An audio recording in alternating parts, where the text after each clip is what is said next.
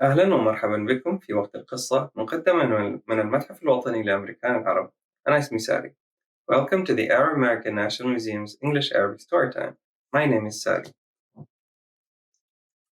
شهر أبريل هو شهر تراث الأمريكان العرب، وشهر أبريل كمان احنا نحتفل بيوم الأرض.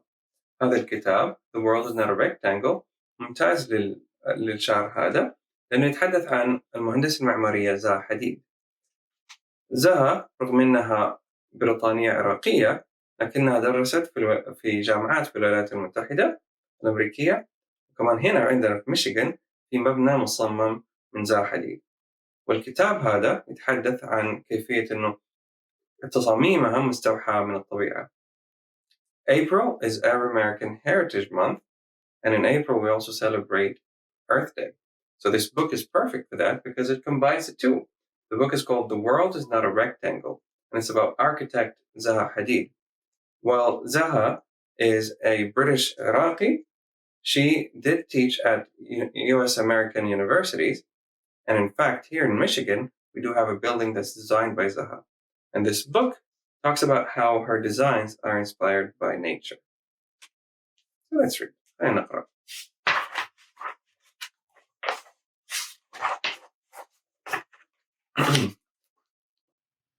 In Iraq, rivers flow through green marshes. في العراق تجري الأنهار عبر الأهوار الخضراء.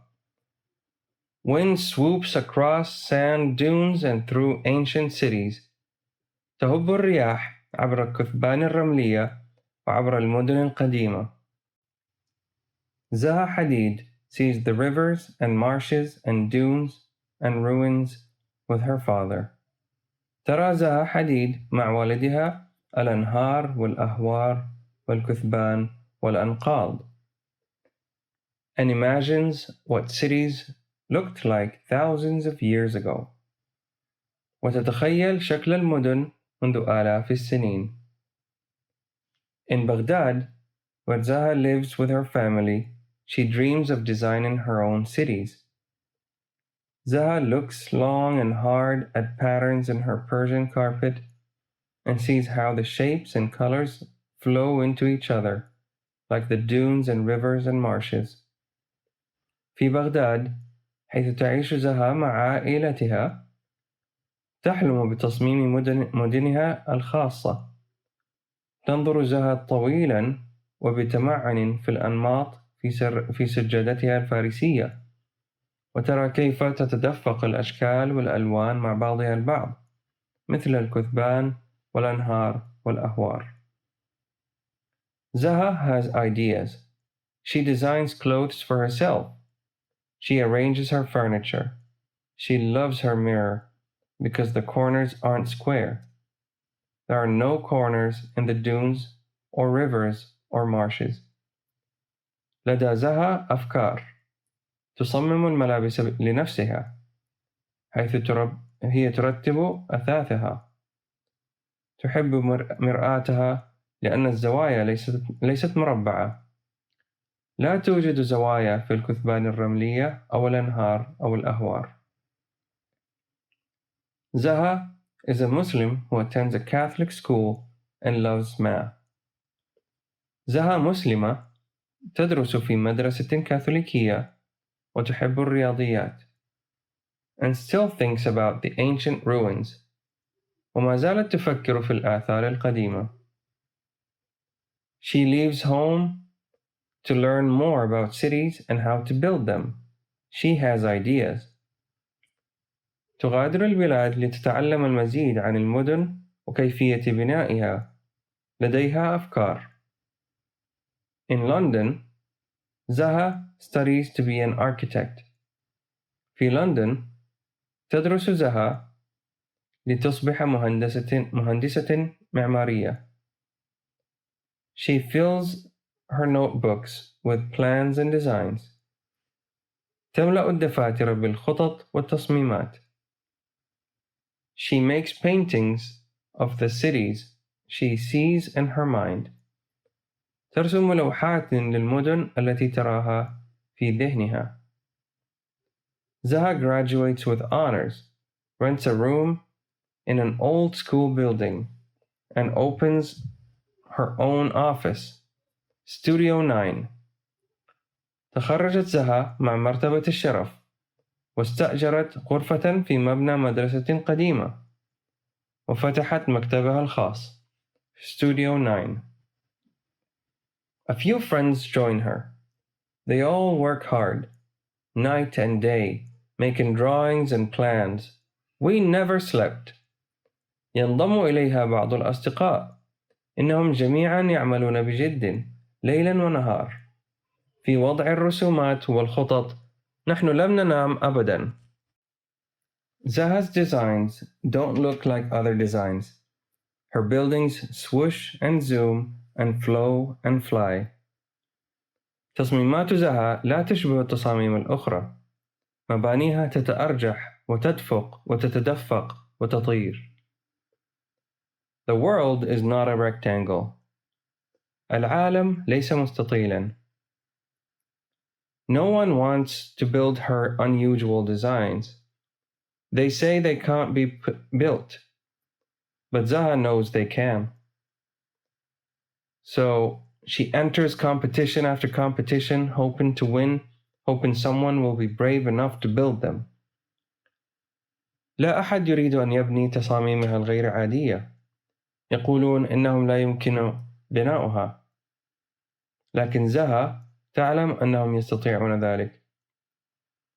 لذلك دخلت منافسة تلو الأخرى على أمل الفوز، على أمل أن يكون شخص ما شجاعا بما يكفي لبنائها. Finally, one of Zaha's designs is chosen. The architect judges think her plan is best. أخيرا تم اختيار أحد تصميمات زها. يعتقد المحكمون المعماريون أن خطتها هي الأفضل. She's an Arab. This can't be built. Impossible. She's a woman. But the city committee doesn't like it and won't build it. They hold another competition. Her design wins again. And still they refuse.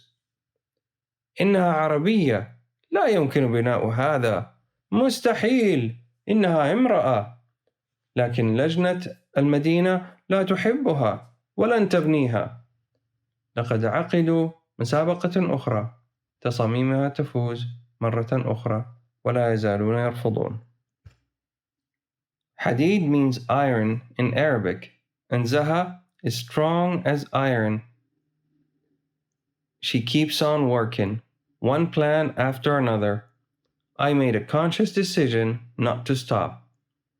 حديد تعني معدن الحديد باللغة العربية، وقوة زها مثل قوة الحديد، وهي تواصل العمل رغم الصعاب خطة تلو الأخرى.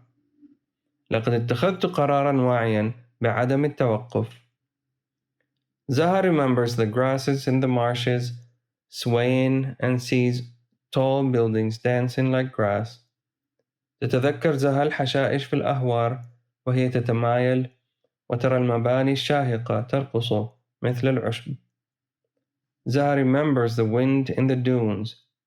تتذكر زها الريح في الكثبان الرملية, and feels it blowing over and around and through her desert building. وتشعر بهبوبها فوق وحول ومن خلال مبناها الصحراوي.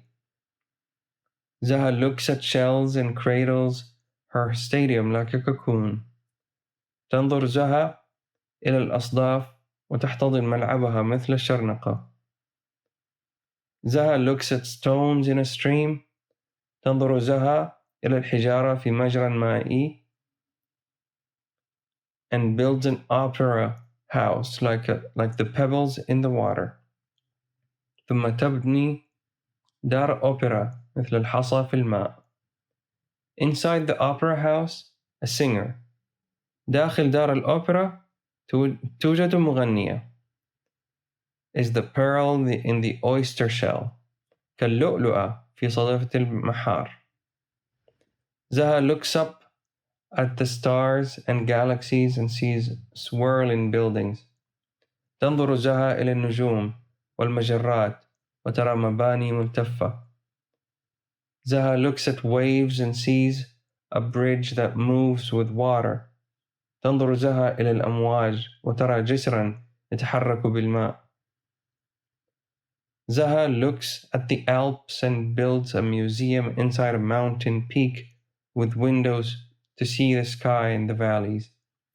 تنظر زها إلى جبال الألب وتبني متحفا داخل قمة جبل مع نوافذ لرؤية السماء والوديان. Zaha's ski jump reaches to the sky like the mountains. تصل منصة زها لقفز التزلج إلى السماء مثل الجبال. Zaha thinks of the jungle and ancient wood temples. تفكر زها في الغابة والمعابد الخشبية القديمة. And builds a wooden building to remember a faraway war. فتبني مبنى خشبي لتذكر حرب بعيدة. One by one, Zaha's design become buildings all over the world. We do this so you can be in a simple place and feel good. أصبحت تصاميم زها واحدة تلو الأخرى مباني في جميع أنحاء العالم. نقوم بذلك حتى تستطيع أن تكون في مكان بسيط وتشعر بالراحة. Zaha is so busy now that every room in the old school building is filled.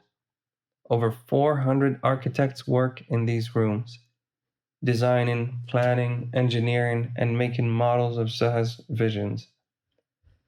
زها مشغولة للغاية الآن لدرجة أن كل غرفة في مبنى المدرسة القديم ممتلئة. يعمل أكثر من 400 مهندس معماري في هذه الغرف. يصمموا ويخططوا ويهندسوا ويصنعوا نماذج من رؤى زها. You should do what you like. Zaha designs a dollhouse and shoes and chairs. يجب أن تفعل ما تريد. تصمم زها بيت دمى وأحذية وكراسي. She designs a stalactite sculpture and an iceberg seat. إنها تصمم منحوتة مقرصنات ومقعد جبل جليدي. I can't stop thinking.